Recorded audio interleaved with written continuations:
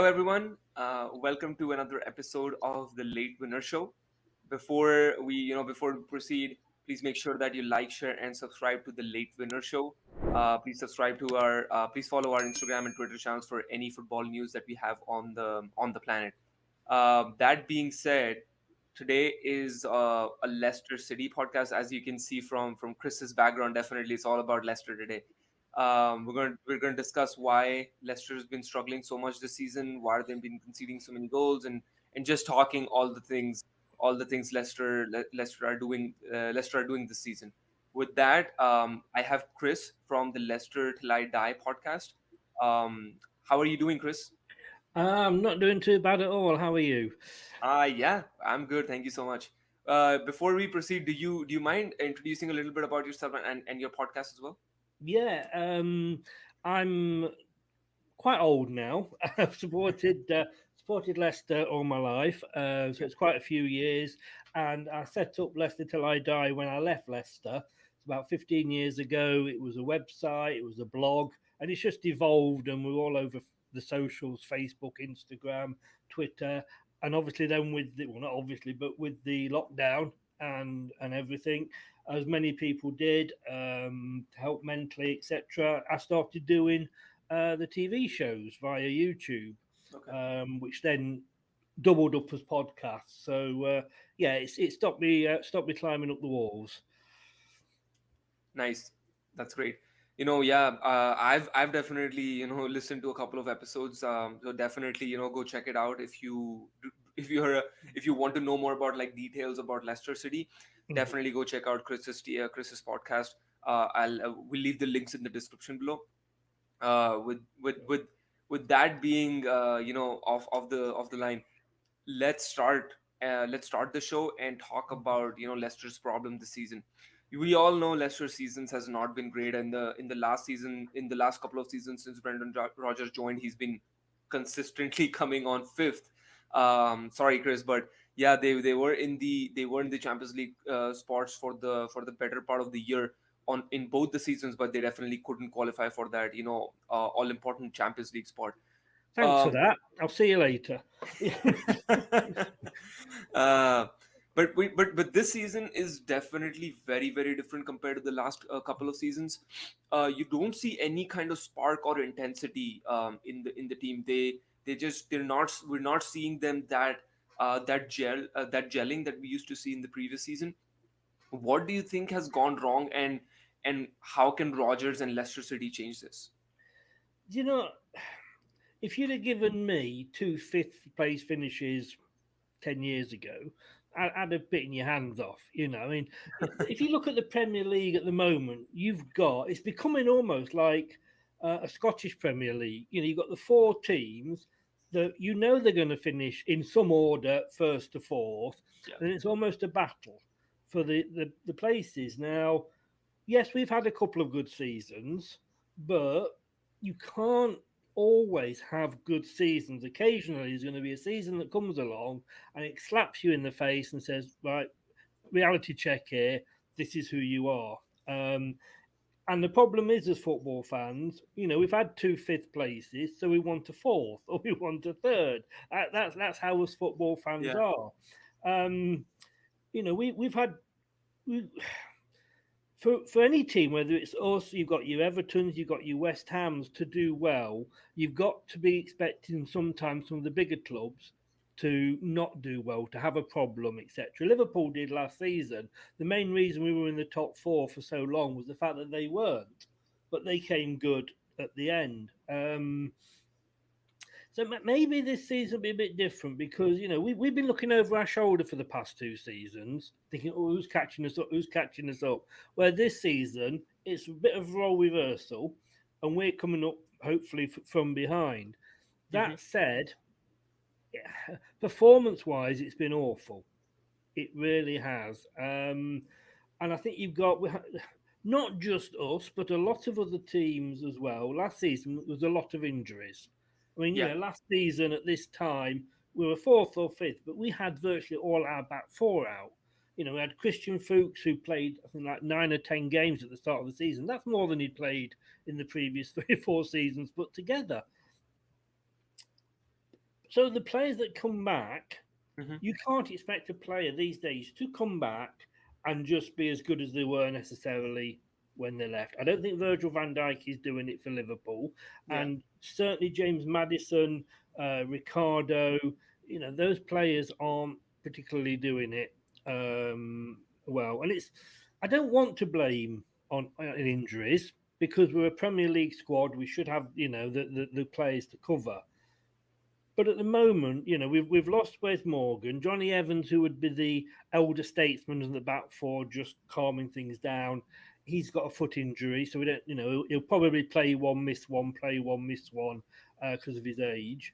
But we lost Fofana in the pre-season friendly.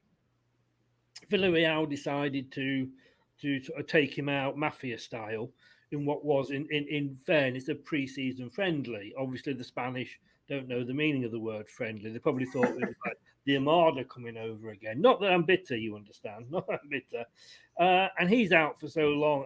And that, like with Liverpool and Van Dijk, a player as influential as Van Dijk is to Liverpool or Fofana is to Leicester, when they are out, it does affect the team.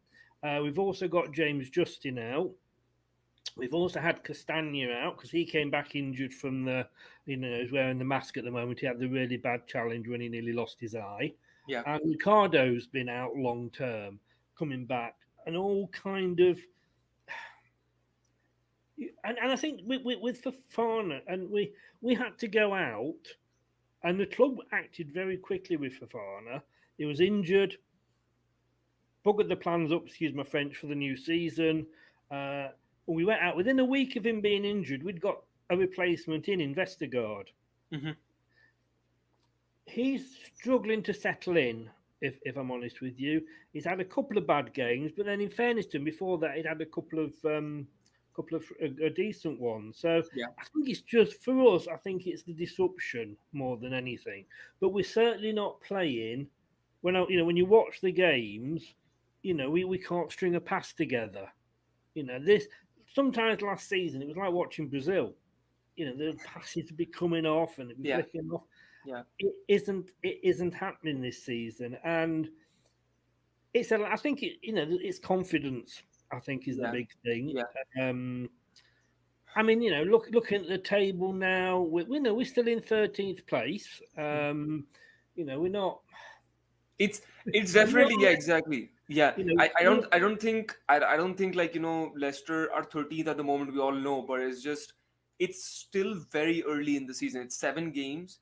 They yeah, can, maybe, if they can just and this international break might just be that thing that Leicester needed or Rodgers needed to just make sure that everyone comes back together I and did and say, start didn't I, playing. at the start, don't get me on international breaks because it's come at a right time for us, yes, Yes. but half the team are away. On the last international break, Soyuncu came back having been sent off and had COVID, and he hasn't been the same since. Kelechi Iheanacho was injured. He might be back for the next game. So, to be honest with you, I'd like to take international breaks and shove them up FIFA's exhaust pipe, because they do nothing but disrupt us as a club. Yeah. Yeah. And when you're thinking, oh, you haven't got a player playing for England, but no, we've got Nigeria, you've got all these other teams now, and it is so annoying, Yeah. that we've got all those injuries, and then we might have lost Kelechi and Nacho, but Yeah. touch wood, Yeah. hopefully you'll be all right. Mhm. Yeah, I mean, and yeah, you just pointed up on the international break.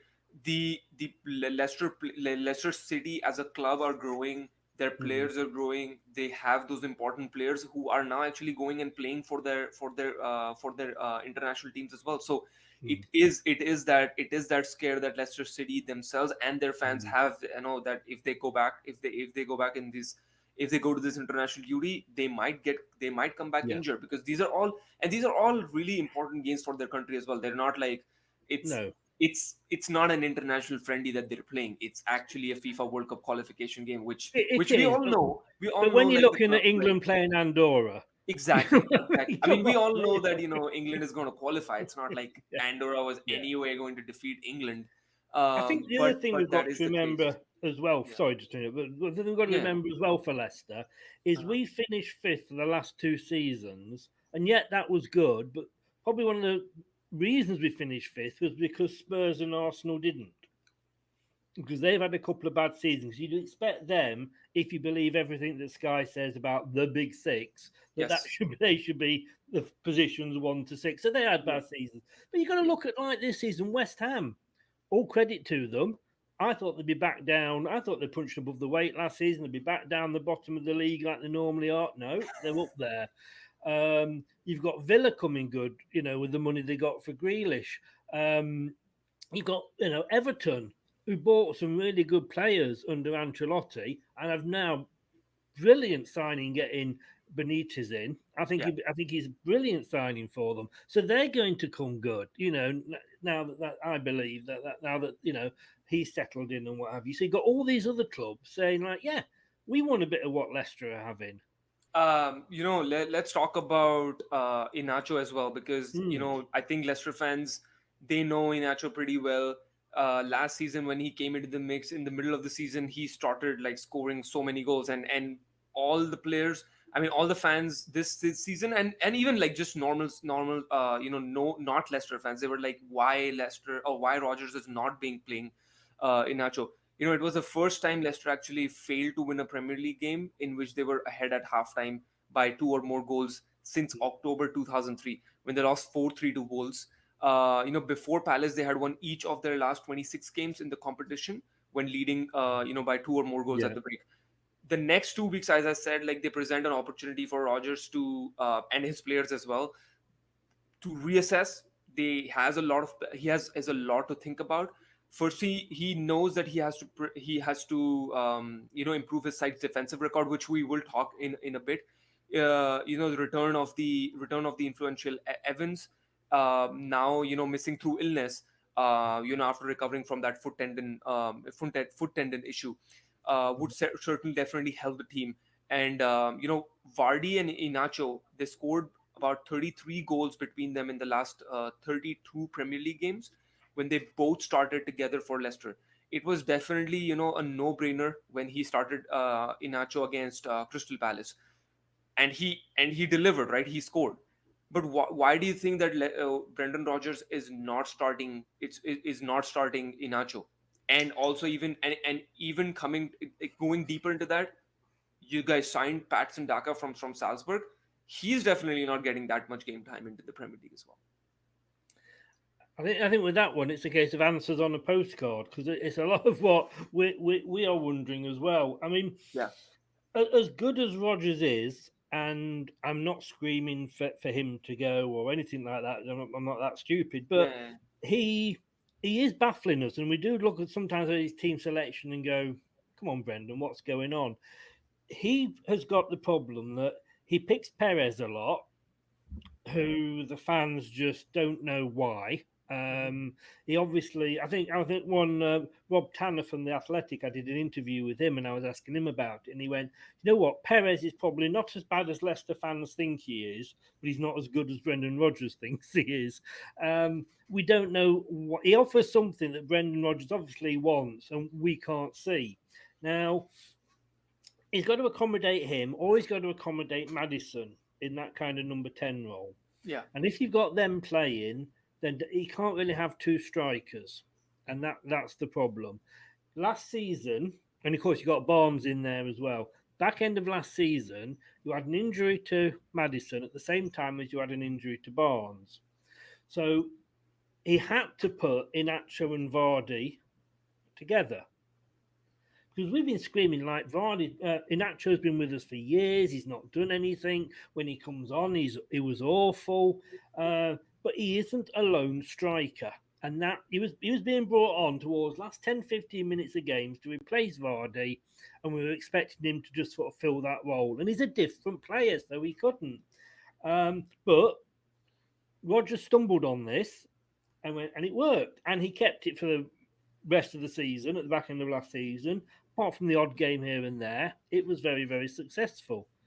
You tell me, because I'm a great believer, if something is not broken, don't fix it. And Rogers went back to one striker. Mm-hmm. this season. We won against Wolves the first day, but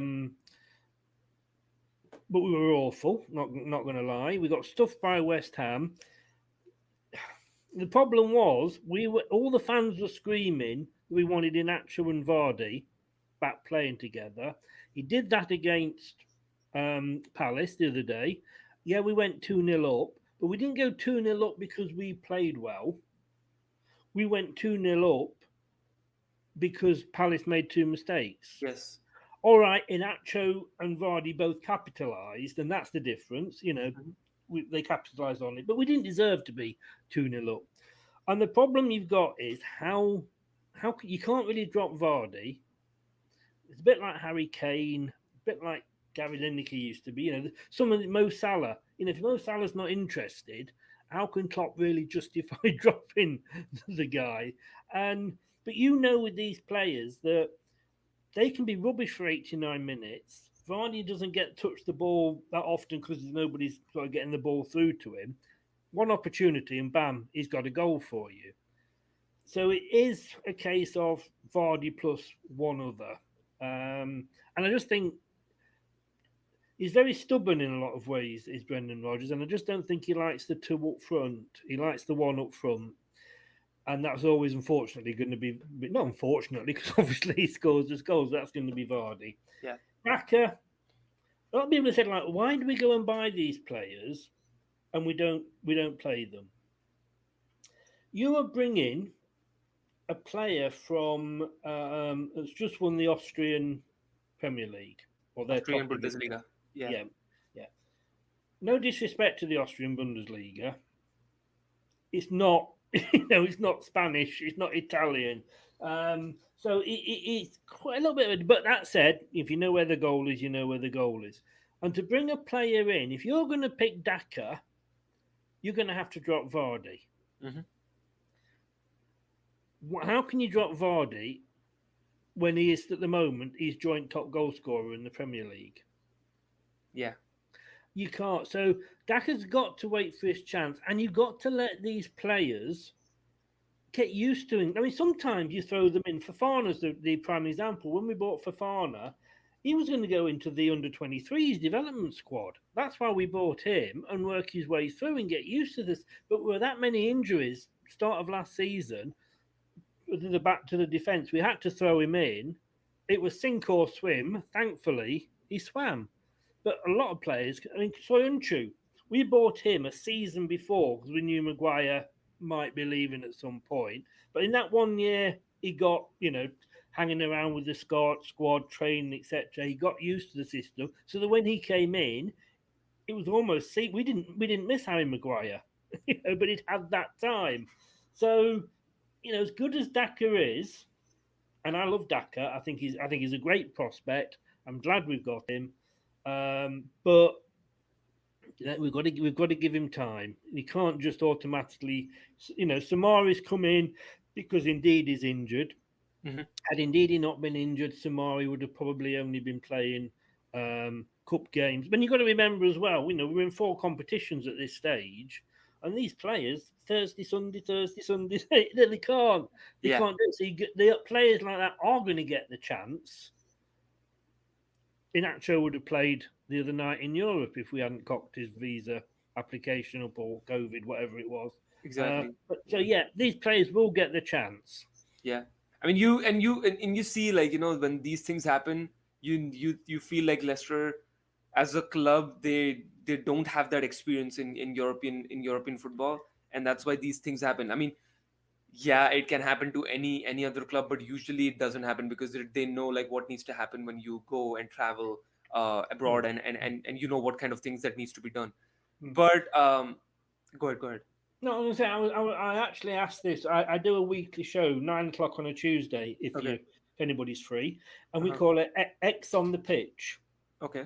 Based on a show over here called X on the Beach, so we call it X on the Pitch because he's an ex-player. And I said to him, whose responsibility is it? I said, is it the player's responsibility or is it the club's? And he said, basically, it's a bit of both. Because the player has to take some responsibility for checking everything's up to date, his passport's in date, etc. But then the club should have the final check of everything before they go ahead. And I think I'm a great believer in when things are going against you, everything goes against you. And I think, I know we've been in the Champions League, we've been in Europe, the Europa League last Yeah. season. Hmm. Late '90s, we'd been in the UEFA Cup twice. Cup, So, yeah. we've got that experience. I just think it was just as annoying as it was, and as fuming as I was at the time. And if you ever watch any of my channels, you do know I have the odd rant. Yeah. But it's just one of those things, unfortunately. Yeah, I think, yeah, that's definitely well put. Coming back to coming talking about why Leicester have been conceding so many goals. For a manager who builds from the base and believes that solid defending is the bedrock of a successful team, the Leicester City team, they've had really bad defensive issues, and we've talked about it in just now, that why Mm. that's been happening. But they are just they're having defensive issues which are undermining confidence in his camp. That solid foundation is currently subsiding. The fact that Leicester City the fact that Leicester City has kept only one clean sheet in the Premier League after 7 games this season on the opening day against Wolves only tells part of the problem. So why are Leicester conceding so many goals? In terms of the quality of the chances that they're giving up, you can see from their 10-game rolling average, and I'll definitely put up the stats, that that their non-penalty expected goals against Mm. against that Leicester are experiencing their worst defensive output for some time. The dotted lines actually represent that trend. The attacking output is down, which doesn't really help the situation as well. But as Rogers always says, that both of them go hand in hand. Um, it may be early days that Leicester City's, it may be early days, but after the trip to Crystal Palace, a game in which they threw away a 2-goal lead for the second time this season, Leicester are conceding a greater volume of shots per 90 minutes than last season, which is up to 16.3, which is the fourth highest of any team in the Premier League. What do you say? What do you have to say about that? Like, Well, are I think it shows where we are in the table. Those yeah. stats back up as to why we're where we are. I mean, we've conceded 12 goals this season. West Ham are in ninth, have conceded 10. Mhm. Arsenal have conceded 10. Everton have conceded 8. We're not miles off. Off the thing. Norwich, Newcastle have conceded 16, so we're certainly Leeds 14. We're certainly not the worst. But I think it goes back to the fact that we haven't got a settled back four. Vestergaard, and I know Rodgers was looking at him for a couple of seasons. I mean, this is a guy we put 9 in past one, not a couple of seasons ago. Mind if I said that Ryan Bertrand was in that team as well, but Yes. he did go off red carded after 5 minutes, so we kind of forgive him. But it is all about this back four that we've got. You've got Bertrand, Stroke, Thomas as a left back. If we take it as a back four, right? And Bertrand, he's got that experience. You can hear him when he's on the pitch. He's shouting at people. He's taking that control. He's barking out orders, but he's been injured. Soyuncu has just been having a bad season, and we know he's not as bad as this season because we've seen him play for 2 seasons, But he had a bad Euros with Turkey. He had the bad friendly, got sent off and gave them a penalty away for Turkey. He's given penalties away for us. And then you've got the injury to Fofana. And then we have the injury to the right backs. Pierre and Castagna are both injured. So we've had to have a Marty. So we haven't had a settled back four. Now, the Yes. money that we spent on Vestergaard, 15 million. And like I say, you tell me how many teams, just before the start of the season, would have an injury on the Wednesday, let's say, and then the following Wednesday, the replacement's in signed and get ready to put his boots on to start training on the Thursday. That was amazing because we needed somebody. And we wanted somebody big because we're not endowed with great tall players. Well, he's like a Californian redwood tree, is 𝗲𝗃𝗃𝗏. He's 6'7" or something. But I say he came on and then got injured. And I'm not blaming injuries, but what I am blaming is the lack of a settled back four. When you've got a settled team in that midfield up front, you know where the players should be. You put a ball because you know that Vardy's going to be on the end of that because you played with him for 40 odd games last season. Suddenly Daka's there and you played it into empty space because Daka, the guys aren't used to playing. And this is what annoys me about the FA at the moment is that players that are in the squad but not playing regularly don't get any game time. A couple of them might end up within 23s. And I know Pep's come out with this idea about, we should have a Man City B team in League One, League Two. Rubbish, by the way. I don't agree with that at all. But what we used to have, and I'm old enough to remember this, we used to have a reserve league. Now, that reserve league, it was run by the wherever the FA were at the time, but it was separate. So just because you were in the Premier League, you might not be in the Premier League for the reserve. You might be in the first. But if you weren't getting regular game time, so the 20 squad of 25, and you've probably got 15 of the days. So you've got 10 players every week that are just twiddling the thumbs. But they were playing in the reserve league and getting to know the teammates and getting to. That's what I honestly think we need, and it is so obvious when you watch our play this season that balls are just going. It's like when you're playing FIFA and you press pass instead of shoot, and the ball goes out, or you press the wrong button and you run the ball off into the corner flag. We've looked like that at times, but it's because, as I say, the players aren't used to them. And I hate. I've said it many times, but I do hate blaming injuries because you should be able to say, well, you're a Premier League squad. We've expanded the squad, but they're just not. We're just not getting a settled side because of that. Yeah, I think that's a great point because I would have probably put it in the same exact way the way you put it. I think it's down to there's a lot of issues that Rodgers, as we already said, that Rodgers has to address. I hope that these problems can be readdressed and quickly in this 2 week period. I know we're already a week into the international break. So Premier League returns next week. I hope, because it's as I said previously, it's not like the season's already like 25 games into the season and Leicester are still struggling. It's very early days, and if Leicester can just find a run of games where they just are able to win a couple of games, 3 games, that just might be the spark that Leicester needed, and they can come back into the mix. Because I think for sure, I've not talked about this a lot of people, but this is just my prediction. I think the top 4 is already locked down. I don't know the order as of now, like what are that going to be, but that's pretty much nailed down.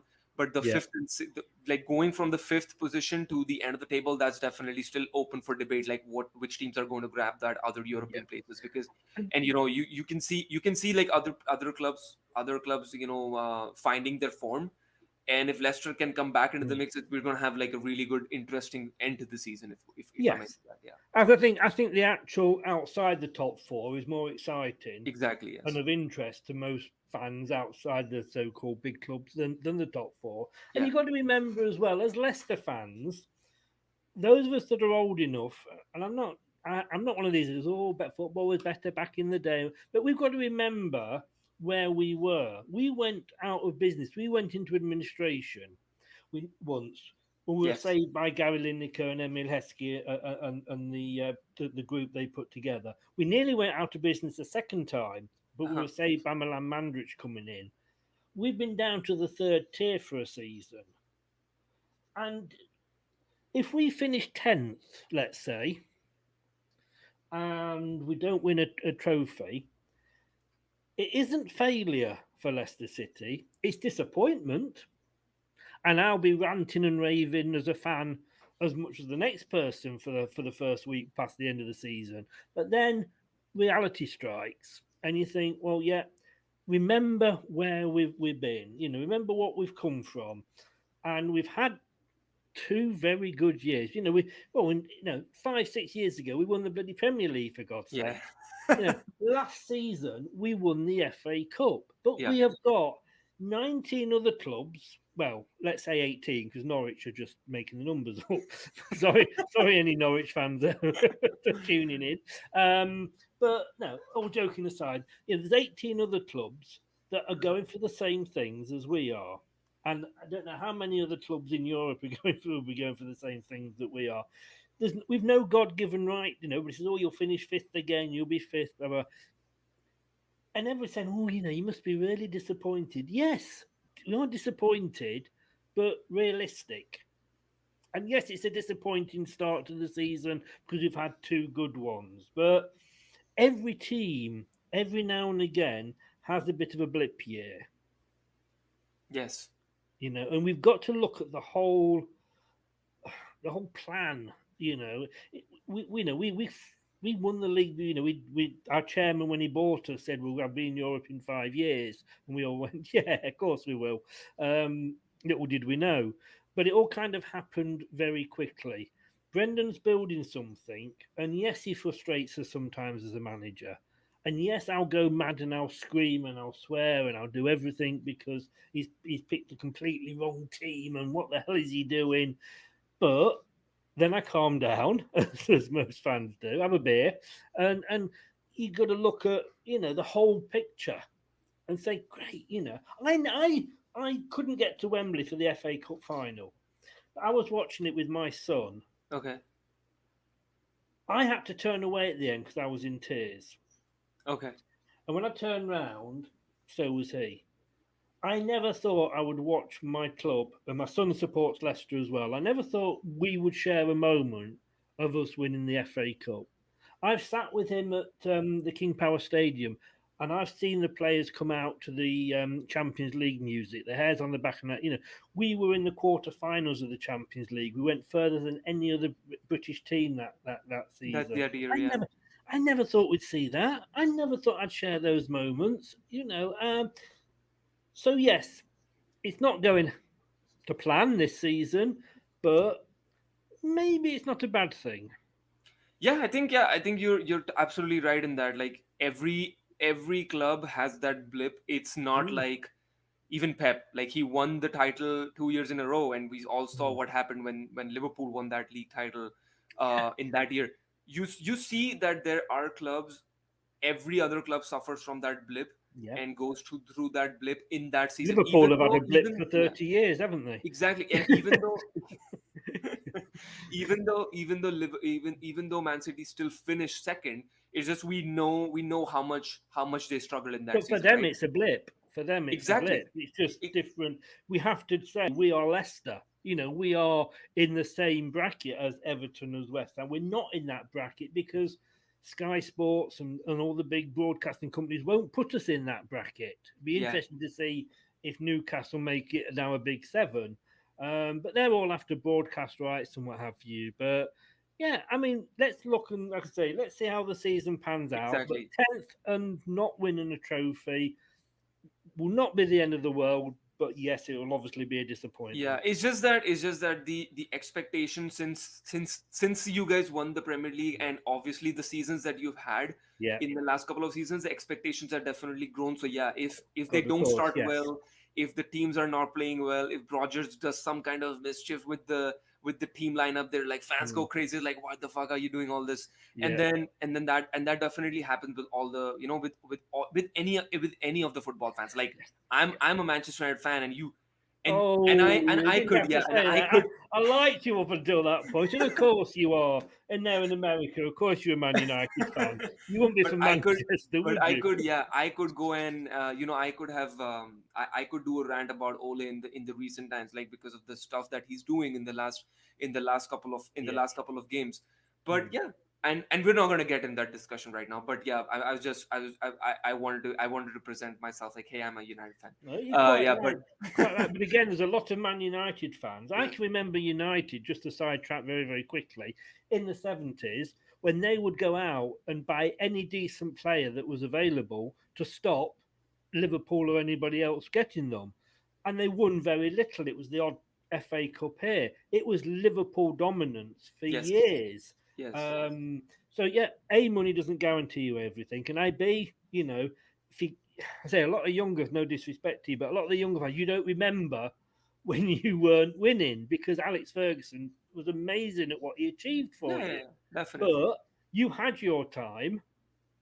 Now it's Man City's time. Newcastle's time might be coming, and it happens like that, and then Yeah, occasionally definitely you get, happens. Yeah, I mean, yeah, when I started following football, definitely I saw like the probably I would say that I saw the twilight of of Ferguson's career. So mm, yeah, definitely that's still good to know. Like but having so much access now like to football even in the yeah, '90s, like you can actually go back and actually read stuff and actually see stuff like yeah. what these teams were actually about, because there's so many documentaries being made and so many videos that are out about all these stuff every day. But yeah, sidetracking from that, I think Leicester definitely, given the way they've started the season, they can definitely turn it around, as we've always said.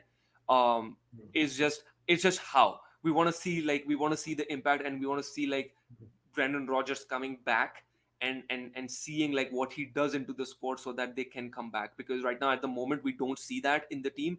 They don't they we don't see that in the team. So it's hard to predict that if that's going to happen anytime soon. And a lot of teams quite often will have a bad run within a Yes. season. We're hoping we're getting ours out the way now. But Leicester being Leicester, you can see us throw away a 2-goal lead at Crystal Palace. Yeah.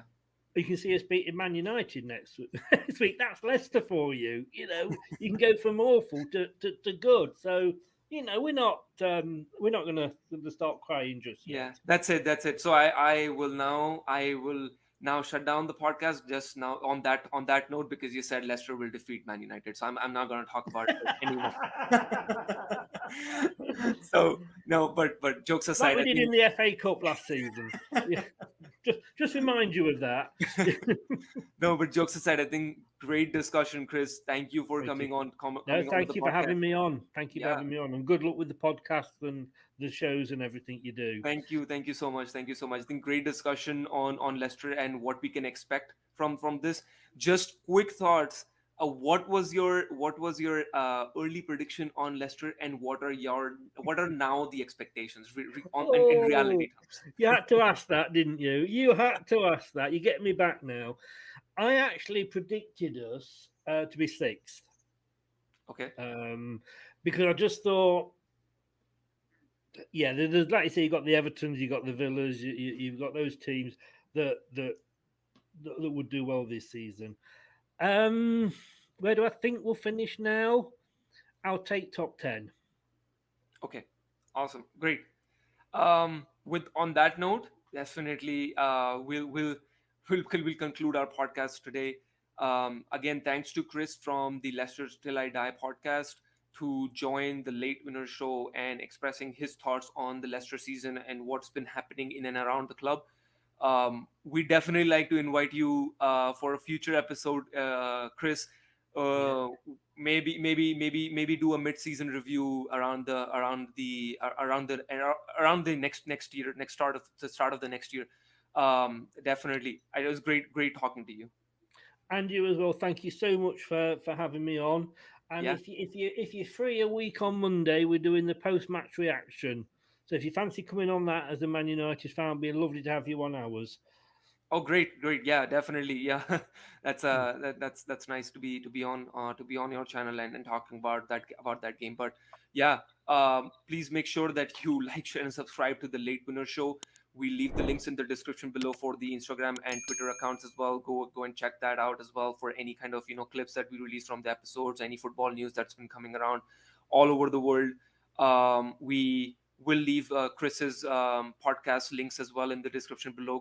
Go and check that out as well. If you want to know more about Leicester's what's been happening in and around Leicester Football Club, definitely go check his podcast and channel out as well.